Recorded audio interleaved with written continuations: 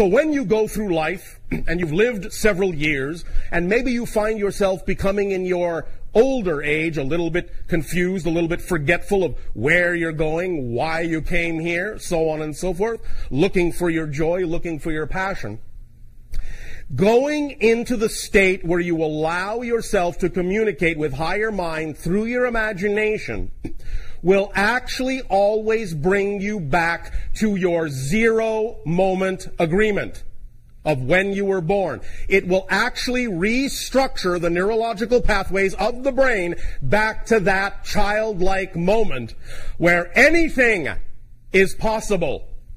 That's what's key to understand about the function of imagination in your physical reality. It's your reset button. So when you find yourself feeling lost, feeling confused, feeling at odds, go into your imagination. Open up the conduit of communion between your physical mind and higher mind and push the reset button. Go back to the 0 point. Let the neurological pathways realign. And then in that state, open up to the infinite possibilities and the choices you have made, and go forward from there afresh, anew, reinvigorated as a new persona. Because again, remember. When you make any change, you have made a total change. And that is what imagination allows you to do. Realign yourself in such a way in bringing yourself back to a kind of 0 point that you can then step out from there on any path you really so desire that is representative of your highest passion. And know that when you do so, you really have cleaned the slate. And anything that may have seemed to be an issue that was an obstacle or a complication in your life formerly, at that moment of zeroing yourself out, is actually no longer there. Now, you can co-create it again. You can say, oh, it's still there. I still have to get over this. I still have to deal with this. You can do that. If that's your process, that's fine. I am not telling you how to live your life. If you want to include complications and misery in your life, please go ahead. I will not stop you, because if that's what gives you, quote-unquote, joy, then by all means go ahead and involve yourself in that idea of struggle. If that's your process, love it. And then you'll get the most out of it. What I am simply saying is you do not have to do that. You actually have a choice. And in that moment that you zero yourself out with your imagination and allow your neurology to realign, recrystallize back to that first moment, that first agreement, when you were a child, a newborn child, and step forward in that state of being, then all bets are off, as you say. You really have lost your history. You really only live in the present in that moment. And what you do from that moment forward is up to you. And it will be, it can be your reality completely, wholly, totally. The idea is that anything that represents your true joy, anything that represents your true self, your true passion, is manifestable. Is manifestable. But it is also about you paying attention to what is actually representative of your passion and not representative of your anxiety that is simply being called your passion. It requires discernment on your part to know whether you're coming from fear or true joy, and not labeling things that are representative of your fear as excitement when they actually in fact are not, but also vice versa. Not labeling your joy as a fear when it actually is representative of your true path.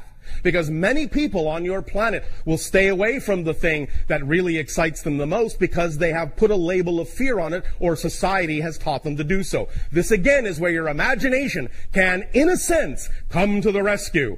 Go back to your 0 point, press your reset button, and go, wait a minute.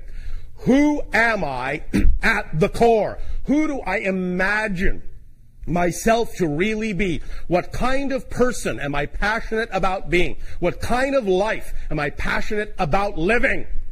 In your imagination, you can see all those things. And that's why I have said many, many times what's important.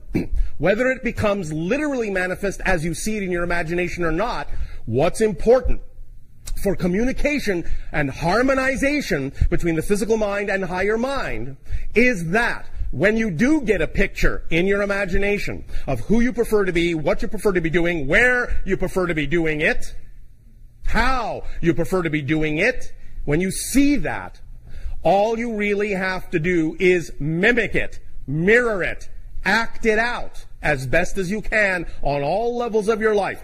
All you have to do is be like that person in your mind's eye. Do things the way he or she would do it. And then when you start doing things the way he or she would do it, you will change your vibration to the vibration that is representative of that life. And when you shift your vibration to the representation of that life, you will start to synchronistically have that life. All the things that are representative of what that you would have will come in.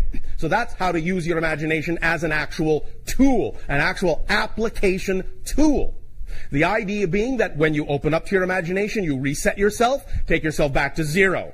Then you create the picture that is you, that you prefer to be. Then you act like it.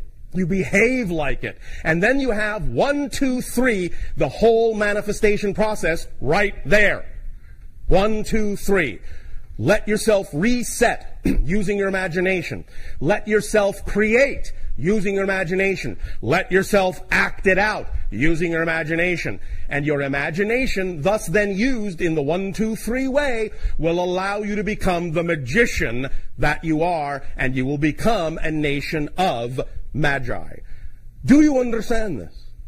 Physical reality isn't by itself real, except the experience of it is.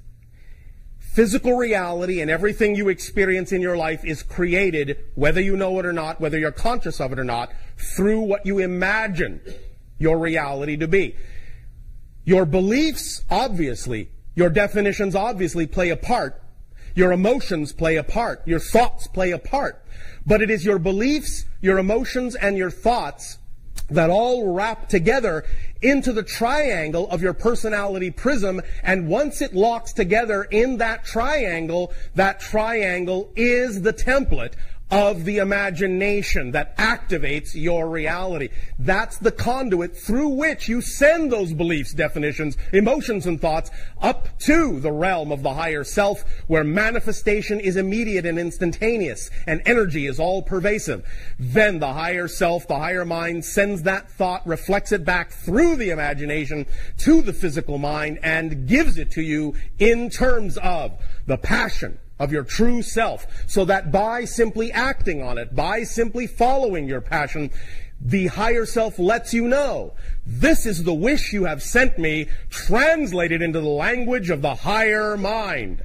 Do it. Act it out. Act it out, and you will be speaking the language of the higher mind. You will be blended and harmonized as the physical mind and a higher mind into one holistic being, one holistic person that can then reflect that relationship into manifestations in an imagination reality that is being created by you. It is just a mirror. That's all it is. It's just reflecting back what you imagine it can be. That's all it is.